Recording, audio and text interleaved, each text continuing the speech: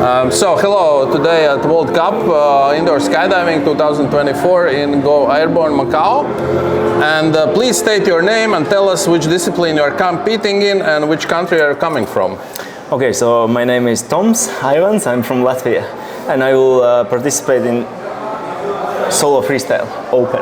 Okay.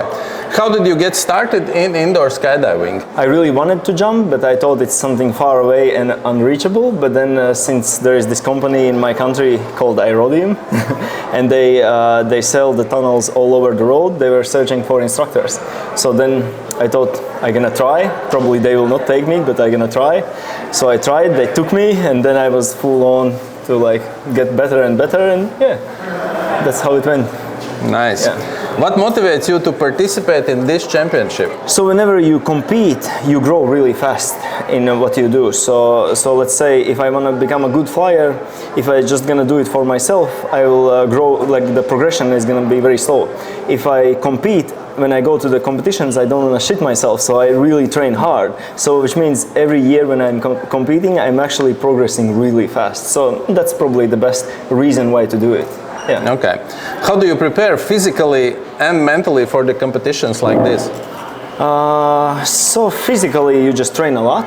Like you try to be as much as current as you can. And then mentally what helps? The family helps. That's the biggest like inside power that you can have. Your family came over right now? Of course, yeah. My kids support me. Okay. Yeah. What specific skills or techniques have you been working on? So I've been competing for a while. Like this is gonna be the 8th year of really intense competing, because the first competition was 2016. So yeah, it was 8 years ago. It was the first competition, and then when you compete that much, there is certain level you start to think, okay, why I'm doing this? Like, what would be the next interesting thing to do to continue to do this? And for this particular competition, I decided I want to fly my routine on a top wind speed, which would be challenging, but meanwhile it was really interesting discovery to do it, because every time you are practicing it, it's like really discovering ways how to fly like effortlessly, how to move less. Because if you fly your routine on a very high wind speed, you need to think how to like stay really like tight to not be blown away. So you really need to master your own body to be in control of that wind, which was really interesting, and I really enjoyed it. And I think there's still room to grow. Yeah. I just saw your wind tests, and I heard a round of applause right after you finished. Okay, yeah. That I didn't hear. I was inside. Yeah. But I enjoy it. I enjoy it. Good. And actually, I'm enjoying everyday training it. So yeah, so it's quite good. Cool. Do you have any pre-competition rituals or routines? Just training a lot is the best thing, the best ritual you can have, and that's what I'm doing. Yeah, and actually, yeah, it's because it's not only this like few days before the competition. Like if you are really preparing, like let's say this competition will be over, and since it's over, it's not actually over. You still continue going. You still even like, okay, let's say next week it's done.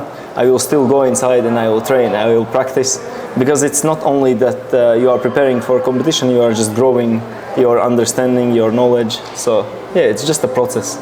Cool. So yeah. What's the most challenging aspect of indoor skydiving at the competitive level? Okay, being on top of yourself during the competition, because since you are competing, you are putting your skills against like other people's skills, and then you are judged, and then to be able to like handle that, it takes some like sometimes some roller coasters, but I mean, yeah, that's also like probably one of the nice things that you just like do when you compete, and then you grow also like emotionally stronger and more resistant to all of that. So I think that's good, and that's actually cool. How do you handle the pressure during your flights? I try to not think about the scores. That helps me a lot. So I try to not watch the scores during the competitions, and that helps because then you are not in those like thought processes. And when I go in, I just really try to think, okay, maybe this is my last flight of my life. I'm just gonna enjoy it.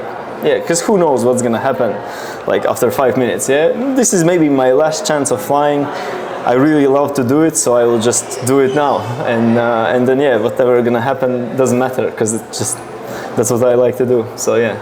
Cool. With that mindset, easy, yeah. Okay, can you describe the memorable moment from a previous championships? No, I think I remember the rounds every time. When I exit, and then you see all the crowd and everything, it's quite nice. Or it's just like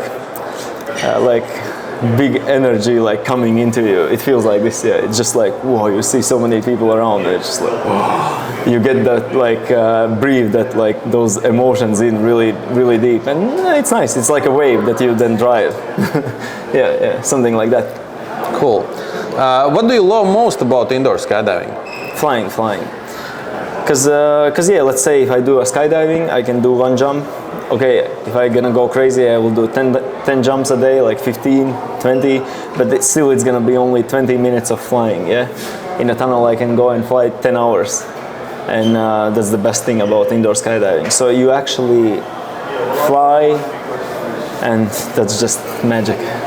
Cool. Yeah. Where do you see yourself in a sport in 5 years from now? So this is interesting, because I was also thinking with other athletes which direction it's going, and it's been like, if you look 10 years behind, like it was really at the very like low level, like, and now it's been like shooting, like almost like, if you think it's almost like same, like there was no phones, no like iPhones, and then the iPhones came, and now we think it's normal, but like a few years ago that was not normal. And with the flying it's almost the same. It's been changing like in a crazy way. It's been developing really fast. So if it's gonna keep the same path, it's gonna be like, I think the flying will become more like effortless when you're gonna see people flying in a tunnel. It's just gonna look like, because right now still you sometimes can see people like pushing, or it looks like exercising, but I think more people will spend time in the wind.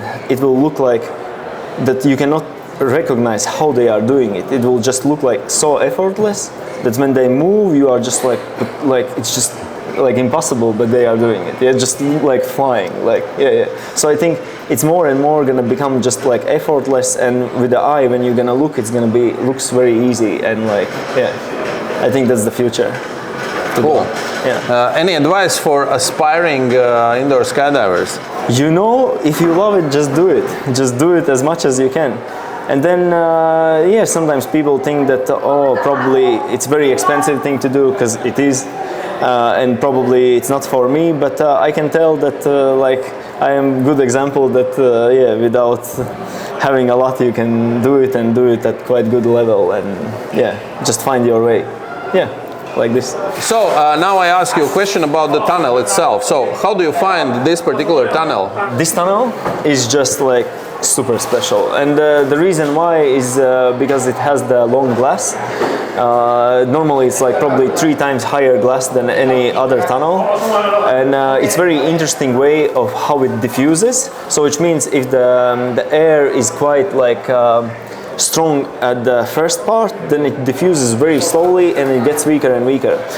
And because it's so long, you can start to fly in a different ways, that you are not flying only like here, but you can start to create the lines that are big, which like brings it to all into another like world, which is like amazing. And that's, you can see the flyers here when they fly, they all enjoy it. Like it's amazing.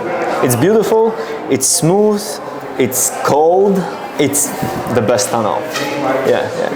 Only better if it would be like if you would build 10-meter diameter, but with the same design, with the same airflow, everything, the best tunnel in the world. This is already the best, but that would be okay if you want to build another one better than this. Yeah. Okay. What about safety net? How do you feel the safety net right now? So the safety net is so. I don't know like who is watching this, but if some instructor is watching this, then in 3 years we never change any wire in this safety net, because it never breaks, and that's super good. And I mean it's good, like it's okay. Like not only the net, I mean the whole tunnel is just like really like technology wise is the best tunnel that's built so far. So it's amazing. I hope it's now from now on the tunnels will only get better. Yeah. Cool. Thank you, Tom. Successful championship to you. Thank you.